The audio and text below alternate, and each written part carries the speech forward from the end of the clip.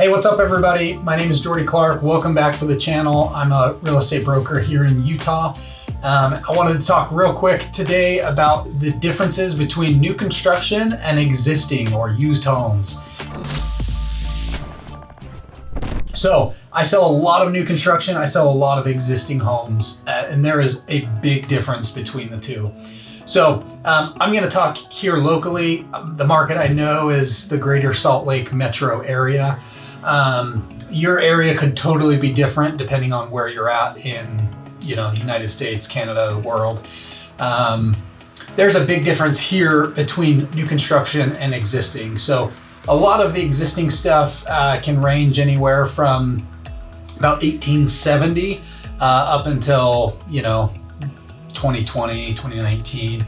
That's what I would determine to be an existing home. Overall, an existing home, you could have a lot of deferred maintenance. You don't know what has happened just depending on the lifespan of it. There could be plumbing behind the walls that's, fixed improperly. There could be old copper pipes or steel pipes instead of, newer, more efficient PEX pipe that's more resistant to freezing and breaking. So an existing home, there's a lot of stuff to look out for. Obviously, get a home inspection if you're purchasing one. If you're trying to figure out which is right for you, typically an existing home, you can potentially get a little bit better deal on. You're not gonna pay as high of a premium. That being said, there's stuff that will likely be coming up that you'll need to maintain and take care of. Roofs have a lifespan. Floor coverings have a lifespan. You've got plumbing that has a lifespan, a furnace, water heater, air conditioner, windows. There's so much that kind of goes into it.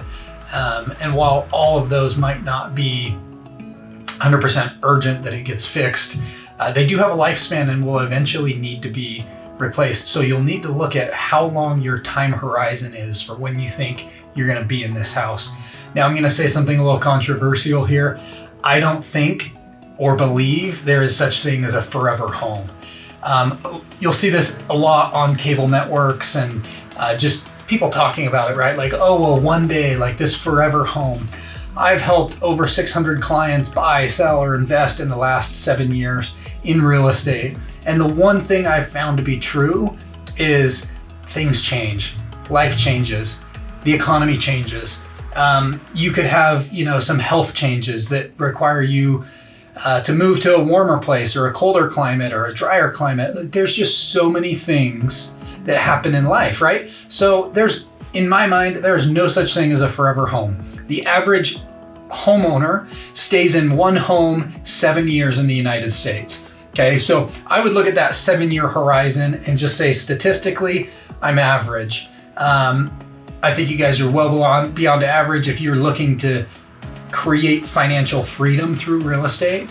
But as you're looking at investments or your own primary residence, you're gonna wanna go, okay, between now and the next 7 years, 10 years, 5 years, whatever that time frame is, what am I gonna need to do to an existing house? If the house is 25 years old and it's got a 30-year roof on it, you better take that into account when you go, okay, well, it's gonna cost $10,000 to replace the roof. Build that into your price rather than just buying it and, one day in 4 years when the roof's leaking, you go, oh man, I really need to replace the roof. I didn't think about that. And then you are hit with a very large expense you weren't planning on. This also goes for rental properties as you're looking at rental properties. New construction is really nice because obviously it's brand new. So you're getting the most up-to-date floor plans. You're getting brand new furnace, water heater, brand new roof. You're getting up-to-date insulation. Lots of the technologies that's evolved as we've evolved are being put into the new construction homes. The floor plans are more functional for today's family versus, maybe a 1960 year built where they have 5 or 6 kids in a 1,500 square foot 3-bed, 2-bath house. And, it was totally normal. Whereas today, we want a little bit bigger space. We want big walk-in closets, lots of room for shoes. For some reason, we have tons of shoes at our house. and big bathrooms, right? Big garages. Garages are getting bigger. Our cars are getting bigger. Things change over time, right? And so floor plans shift, and new construction allows you to have the most up-to-date everything. Because everything is new, you'll also get a builder's warranty typically that will cover if anything goes wrong in the first few years. So that's a very nice peace of mind. Now, on an existing home, you can purchase or have purchased for you a 1 year, 2 year, 3 year warranty. It's not quite as in-depth. It's kind of like a warranty you'd get on a used car, where, they'll have their ins and outs and whatnot. Builder's warranties are typically slightly more robust. Obviously, they're not going to cover if you do something to your house. But for the most part, you're not going to have to deal with any repairs with new construction. Based on my experience, your potential appreciation can be better with a new construction house, because as the home builder builds a subdivision out or a phase out, then they're going to continue to increase prices.